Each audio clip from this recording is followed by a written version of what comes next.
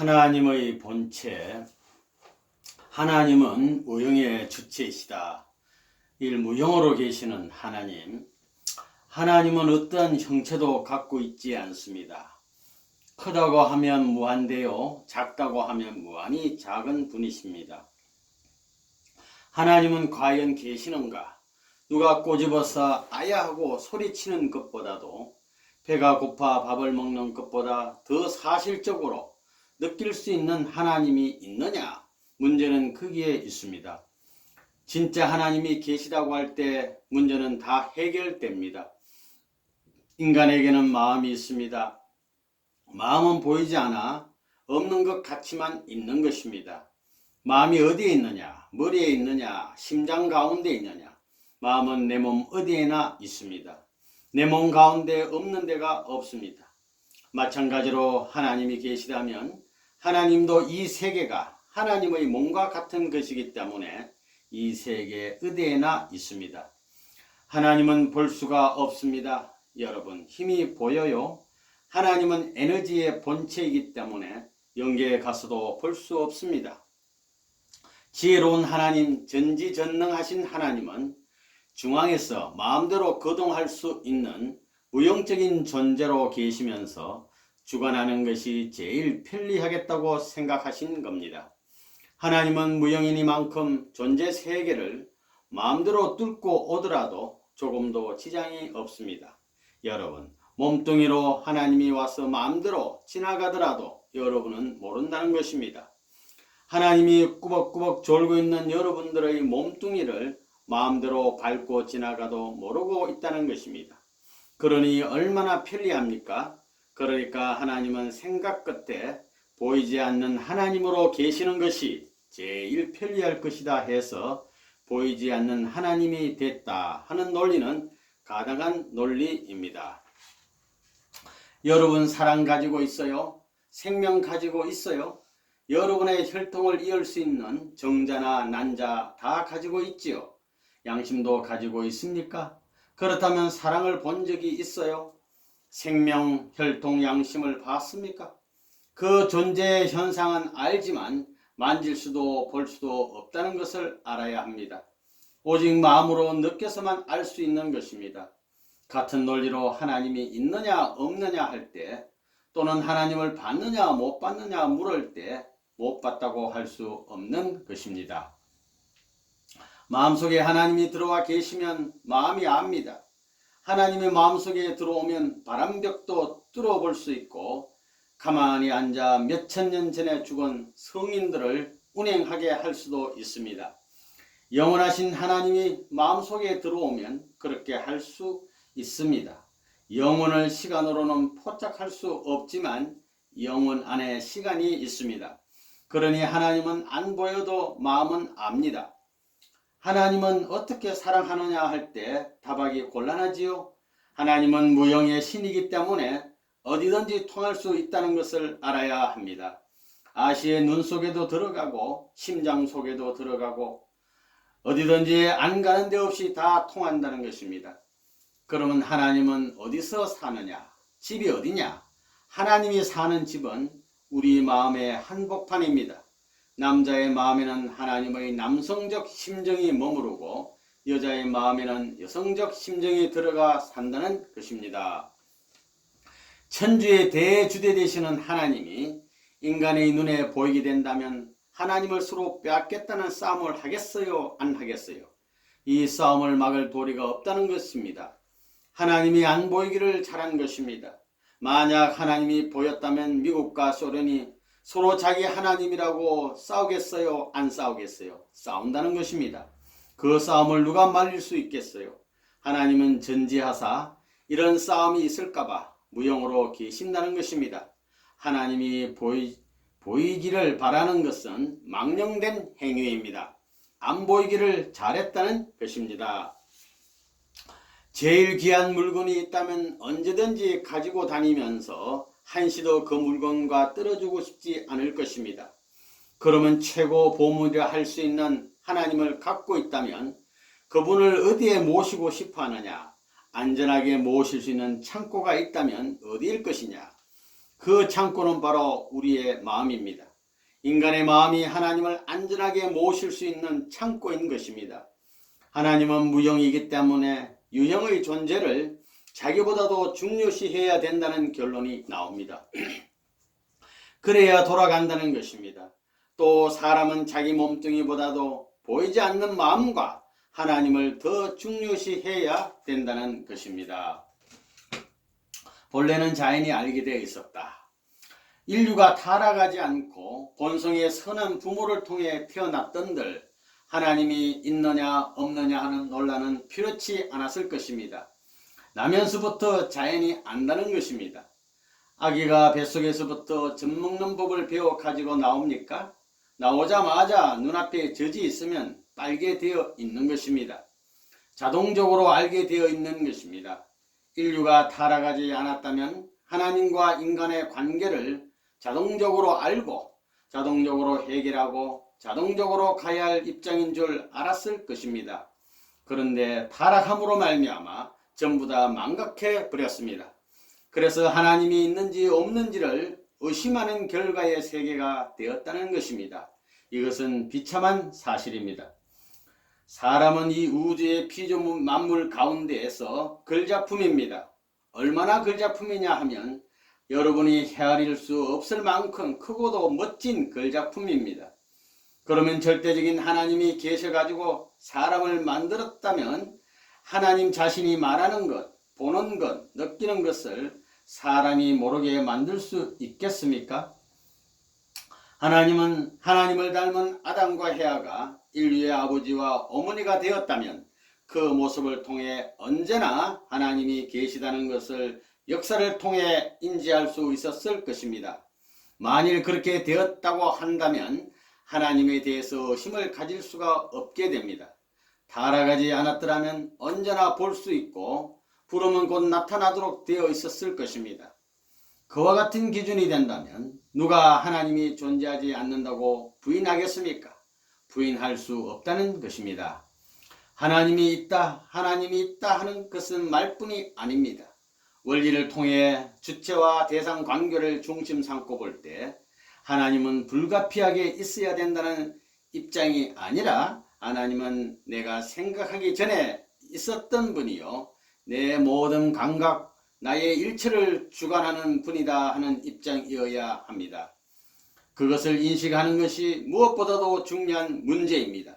알고 인식하는 것이 원칙이 아니라 인식하고 아는 것이 원칙입니다. 우리가 추우면 춥다는 것을 알고 느끼는 것이 아니라 추운 것을 느껴가지고 알지 않습니까? 이와 마찬가지로 신이 계시다면 신이 계신 것을 여러분이 느껴야 되겠습니다.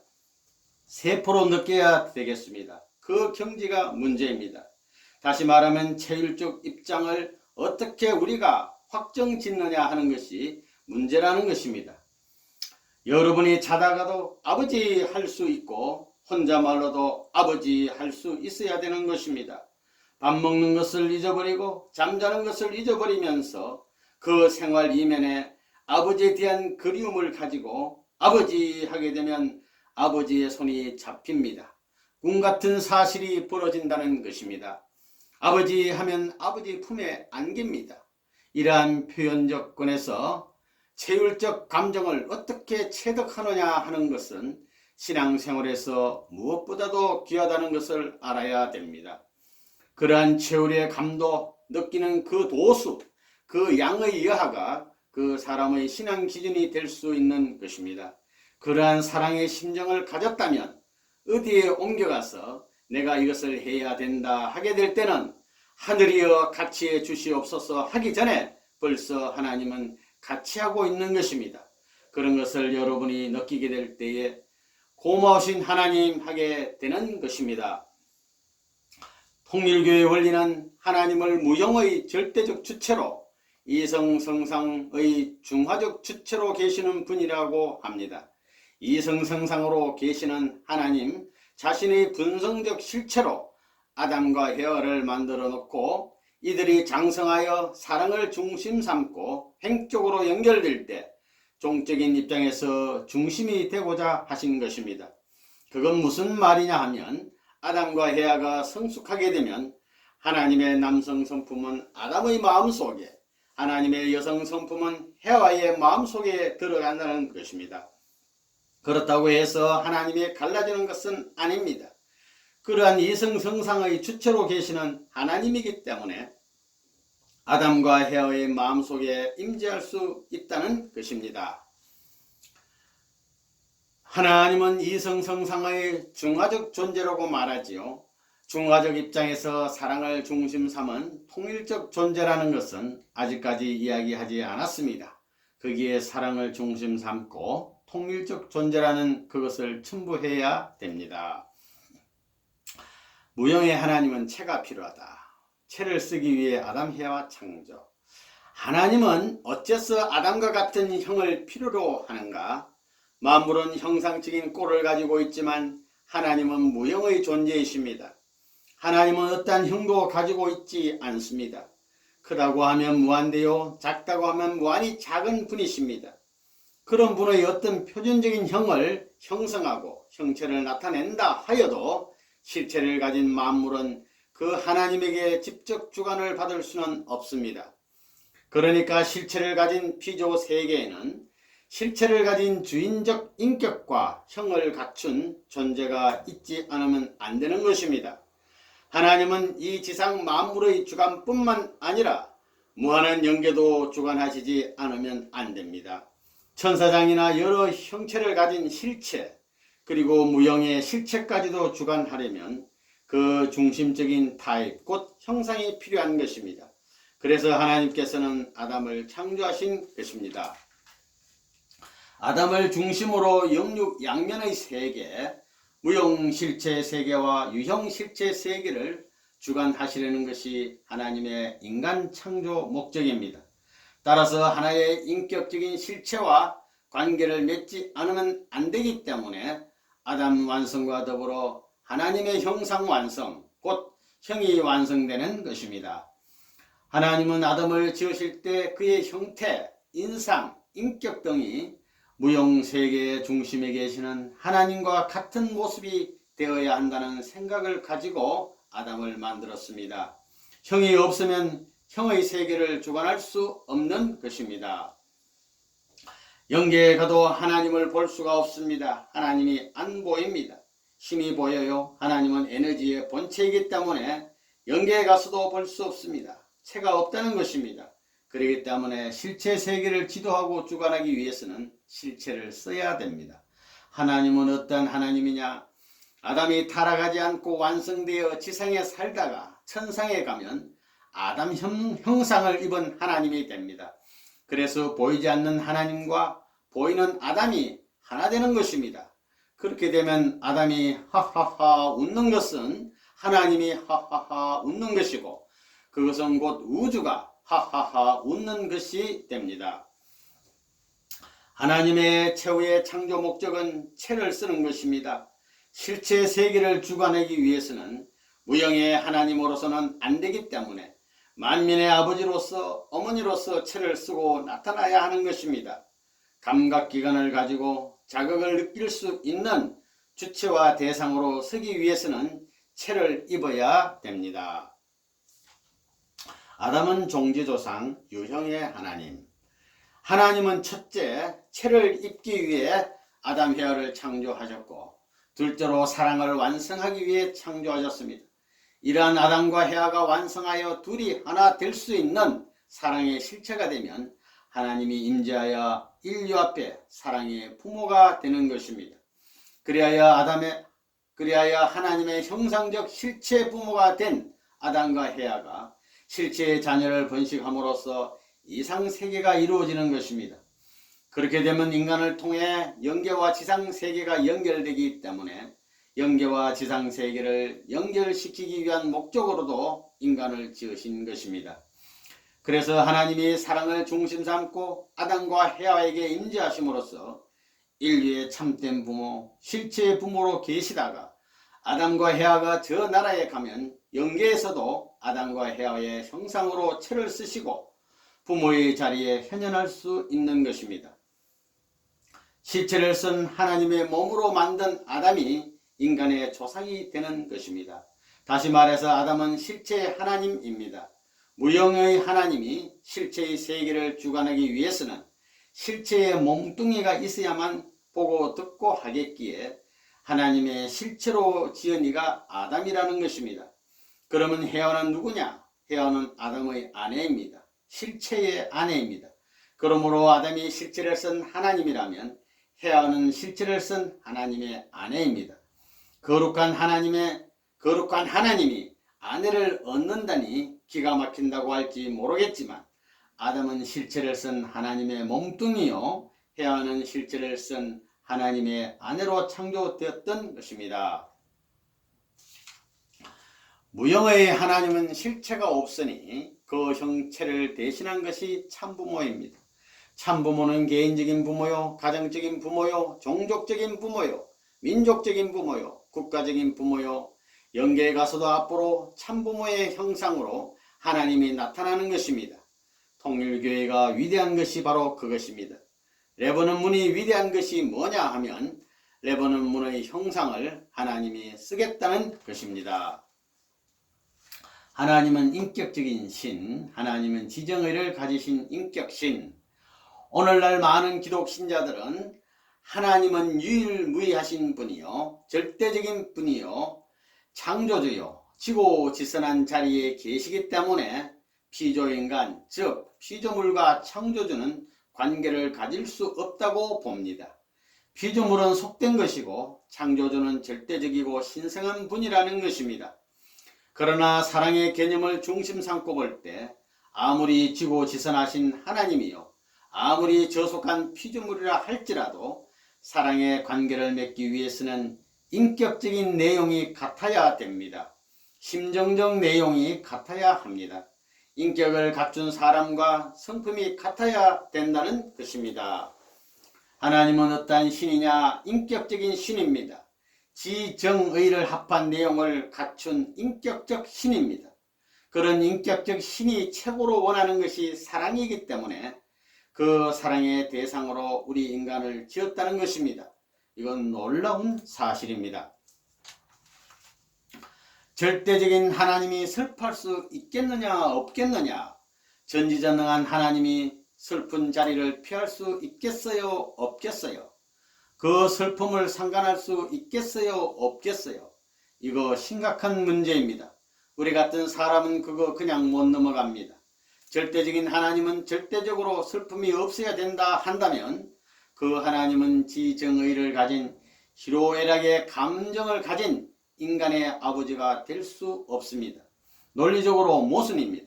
그렇기 때문에 하나님은 우리 인간들보다도 더 많은 희로애락을 느낄 수 있는 주체가 되어야 됩니다. 하나님도 지정의를 가진 분이시니만큼 나름대로의 소원이 있고 사정이 있고 심정이 있습니다. 하나님의 소원이 무엇이고 하나님의 심정이 무엇이고 하나님의 사정이 무엇이냐? 인간의 사정보다도 먼저 이것만 알면 됩니다. 이것만 알면 자연스럽게 사람의 소원이 무엇인지 대본에 알 수 있습니다. 왜? 사람의 목적은 하나님이요 하나님의 목적은 인간이기 때문에 맞먹습니다. 인간의 사정을 잘 알고 소원을 잘 알고 심정을 잘 아는 사람은 하나님의 소원, 하나님의 사정, 하나님의 심정을 통할 수 있는 것입니다. 사랑을 논하려면 인격적인 신이 아니고서는 안 됩니다. 정서와 인격적으로 사람과 같은 소성을 가진 신이어야 되는데 그러한 신을 제시한 종교는 기독교밖에 없습니다. 하나님을 아버지라고 한 것은 위대한 발견입니다. 하나님을 아버지라고 했다는 것입니다. 하나님이 아버지임을 발견했다는 사실은 지금 선생님이 말씀하는 하나님을 내적 아버지와 외적 아버지로 보고 실체에 일치하는 사랑으로 통일적인 권한을 만들려고 하는 그 기준, 확실히 이 기준까지는 발견 못했지만 그런 내용을 암암리에 해명할 수 있는 표절을 그렸다는 사실이 놀랍다는 것입니다. 그리고 유일신을 논했습니다. 그렇기 때문에 이 종교는 세계적 종교요. 이 세계가 이 종교를 중심 삼고 뭉칠 수 있다는 것입니다. 이 종교로 말미암아 세계가 하나 될 수 있는 길을 세워나간다, 이렇게 보는 것입니다. 하나님은 아버지시다. 하나님과 인간은 부자의 관계인데 어떻게 해서 그런 관계가 맺어졌느냐? 신비스러운 경지에 들어가서 이 우주의 중심이 뭐냐고 묻게 되면 부자지 관계라는 답을 얻게 됩니다. 우주의 중심이 뭐냐? 한마디로 부자의 관계입니다. 하나님이 아무리 훌륭하고 아무리 절대자이고 전지전능한 분이라 하더라도 혼자서는 좋을 수 없습니다. 행복이라는 명사 혹은 좋다는 말은 혼자서는 성립되지 않는 말입니다. 반드시 상대적 관계를 갖춘 자리에 있어야 좋고 행복하다는 말을 할 수 있습니다. 혼자 있으면서 행복하다는 사람 있느냐? 아무리 전지전능한 하나님이라도 혼자 있어서는 행복하지 않습니다. 노래를 잘 부르는 성악가가 아무도 없는데 혼자 노래를 불렀다고 합시다. 그래서 행복하겠느냐? 상대가 있어야 합니다. 주고받는 것이 있어야 좋다는 것입니다. 그러므로 하나님도 좋기 위해서는 반드시 대상이 있어야 합니다. 하나님은 완전히 투입해서 사랑의 대상을 창조했습니다. 그렇게 한 것은 하나님도 사랑의 대상이 필요했기 때문입니다. 그런데 사랑은 혼자서는 못합니다. 아무리 절대자라도 그 절대자 앞에 사랑의 대상이 있어야 사랑을 할 수 있기 때문에 그 사랑의 대상으로 인간을 지었습니다. 그러므로 인간을 지을 때 아무렇게나 지은 것이 아닙니다. 성경의 말씀으로 지었다고 했는데 아무렇게나가 아닙니다. 천신만고 끝에 자신의 120% 몇백 배를 투입해서 지었습니다. 기성교인들은 하나님의 천지창조를 생각할 때 하나님은 전지전능하시니 말씀으로 지었다고 믿고 있습니다. 그러나 요술 부리듯 그렇게 지은 것이 아닙니다. 있는 지성을 다하고 자기 일신을 전부 투입해서 아들, 딸을 창조했습니다. 그렇기 때문에 그를 사랑합니다. 우리도 정성을 안 들이고 피와 살을 투입하지 않은 것은 사랑하지 않습니다. 내 뼈 중에 뼈, 살 중에 살, 내 사상 중에 사상, 내 전체 중에 전체를 투입했기 때문에 희망의 대상으로 삼는 것입니다. 하나님이 창조의 이상적 출발점을 어디에 두었느냐? 하나님 앞에 모든 것을 위하라는 것이 아닙니다. 너 나한테 와서 달라붙어라 하는 흡수가 아닙니다. 투입입니다. 달라붙어라가 아니라 투입입니다. 그 말을 돌이켜 하면 위에 존재하는 원칙에 이상적 출발점을 두었다는 것입니다. 그렇기 때문에 하나님은 인간을 위해 투입했습니다. 하나님 자신은 인간을 위해 존재한다는 것입니다. 하나님은 제일 가깝게 계시는 분. 진리 중에 최고의 진리가 무엇이냐? 그것은 부모요, 부부요, 자녀입니다. 그 이상은 없습니다. 그러면 진리의 중심은 뭐냐? 사랑입니다. 이러한 원칙을 중심 삼고 볼 때 최고의 진리의 중심은 무엇이냐? 하나님은 진리의 본체요, 선의 본체요, 사랑의 본체요, 생명의 본체라고 하는데 그것이 무슨 말입니까? 다 같은 말입니다. 진리가 성립되려면 사랑과 생명이 없이는 안 되는 것입니다. 그렇기 때문에 가장 핵심인 생명의 본체, 사랑의 본체, 진리의 본체는 하나님이신데 하나님은 어떠한 분이신가? 우리 인간의 아버지인 동시에 어머니입니다. 핵심은 부모입니다. 이렇게 보면 하나님은 간단한 분이 되십니다. 종교의 중심은 뭐냐? 신입니다. 하나님입니다. 물론 신에 대한 이름은 많습니다. 그렇지만 이름이 문제가 아닙니다. 그 신은 둘이 될 수 없는 것입니다. 근원은 하나이기 때문에 하나의 신입니다. 하나의 신을 두고 말하게 될 때에 각 나라의 언어가 다르기 때문에 하나의 신을 표시하는 명사는 달리 나타나지만 그 본체는 하나인 것입니다. 법도 안에서의 전지전능이다. 하나님이 천지만물을 창조하게 된 동기가 뭐냐? 근본에 들어가는 것입니다. 하나님은 돈이 필요 없습니다. 돈 때문도 아닙니다. 지식 때문도 아니며 알고 싶어서 만든 것도 아닙니다. 무슨 권력 때문에 아닙니다. 전지전능하고 무소부지한 그분은 모르는 것이 없습니다. 지혜의 왕이고 능력의 왕이고 황금의 왕입니다. 다이아몬드도 얼마든지 만들 수 있습니다. 그렇지만 하나님에게는 다이아몬드가 필요 없습니다. 언제나 있는데 그것이 필요합니까? 없어야 필요한 것입니다. 또 지식이라는 것 역시 이 우주의 모든 원리 원칙을 중심 삼고 운동하고 작동하는 하나의 구형체를 전부 컨트롤할 수 있는 법리, 법도를 만드신 그 지식에 비하면 오늘날 과학자들이 아무리 연구해봤자 자연계의 법칙 하나 찾아서 그것 가지고 박사됐다고 야단하고 큰소리치는 것은 아무것도 아닙니다. 예술도 그렇습니다. 예술이라는 것이 딴 데 있는 것이 아니고 다 자연에서 배워온 것입니다. 자연에서 배워온 것이지 자연에 없는 것은 없습니다. 자연에 없는 것은 없습니다.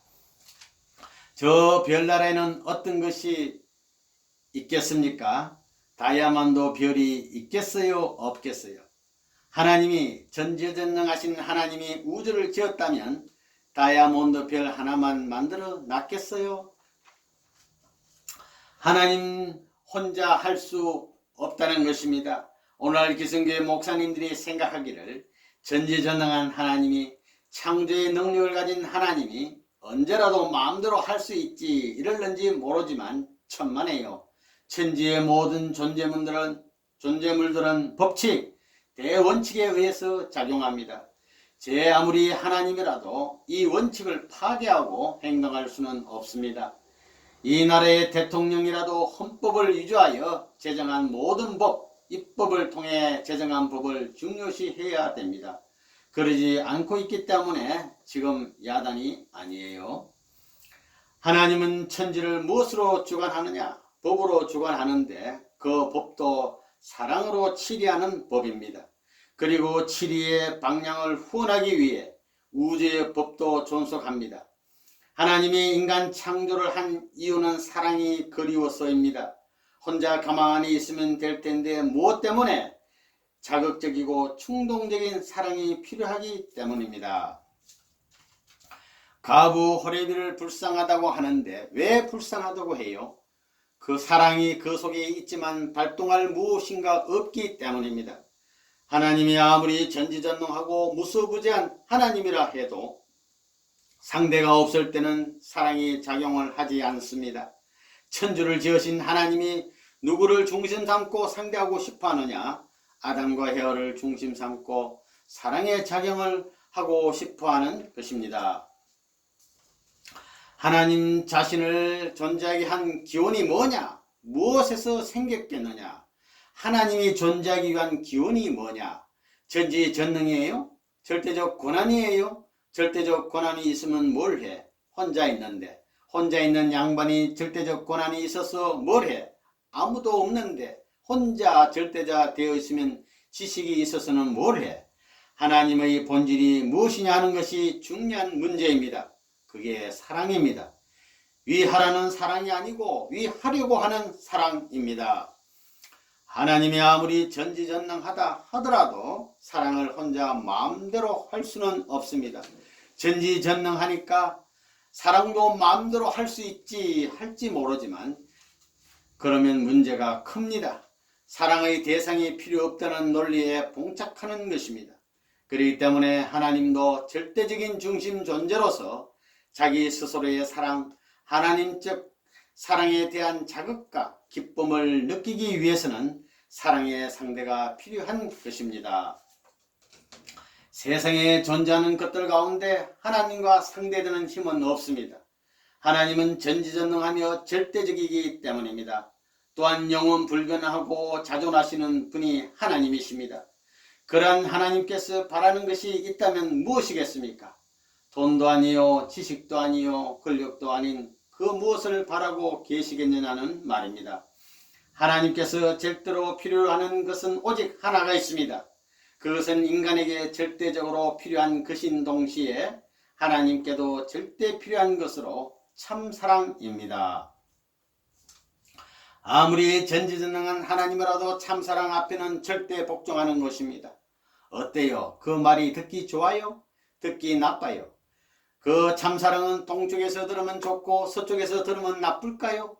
서쪽에서 들어도 좋고 남쪽에서 들어도 좋고 북쪽에서 들어도 좋고 위에서 들어도 좋고 아래에서 들어도 좋습니다.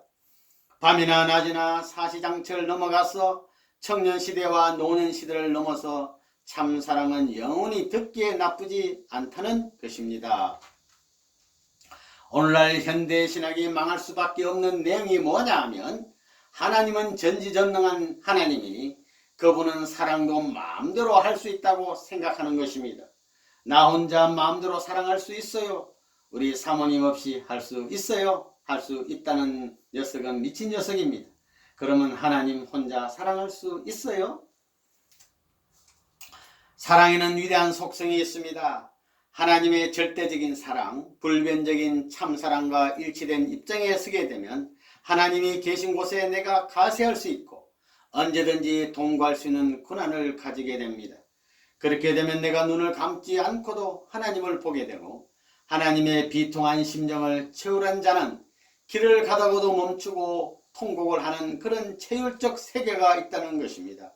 타락한 세상에서도 어머니의 사랑은 만일 자식이 외지에서 불의의 사고를 당하게 되면 느낌으로 알게 되는 경우가 많지 않습니까? 자다가도 아무개야 하고 소리치고 일어나는 것입니다. 하나님은 절대 복종할 수 있는 길이 있겠어요? 없겠어요? 절대 주관하려고 하는 그런 절대 독재적인 성격을 가진 하나님이 절대 복종할 수 없게 될 때는 높은 것은 주관할 수 있으되 낮은 것은 주관할 수 없습니다. 무수보제라는 말 자체가 모순된 말이 됩니다. 하나님도 우리를 닮았기 때문에 어머니의 아버지가 자기 아들, 딸을 닮았지요? 그렇잖아요. 하나님을 우리 아버지라고 합니다. 하나님도 절대 복종하면서 살고 싶어 합니다. 없다 할 때는 하나님이 그 얼마나 고독하겠어요. 사랑의 주체가 없으면 아무도 없는 것처럼 느낍니다. 그러나 사랑의 주체가 있으면 모든 것이 찹니다. 사랑이 꽉 차야 모든 것이 차기 때문에 무한히 줄 수 있고 참되게 줄 수 있다는 결론이 나옵니다. 주고받는 것은 이상의 시련이요 이상의 번식입니다. 사랑의 세계는 거리를 초월합니다. 사랑이 얼마나 빠르냐면 빛도 못 따라갑니다. 제일 빠른 것이 사랑입니다. 제일 밝은 것도 사랑입니다. 제일 완전한 것도 사랑입니다. 제일 완전히 차는 것도 사랑입니다.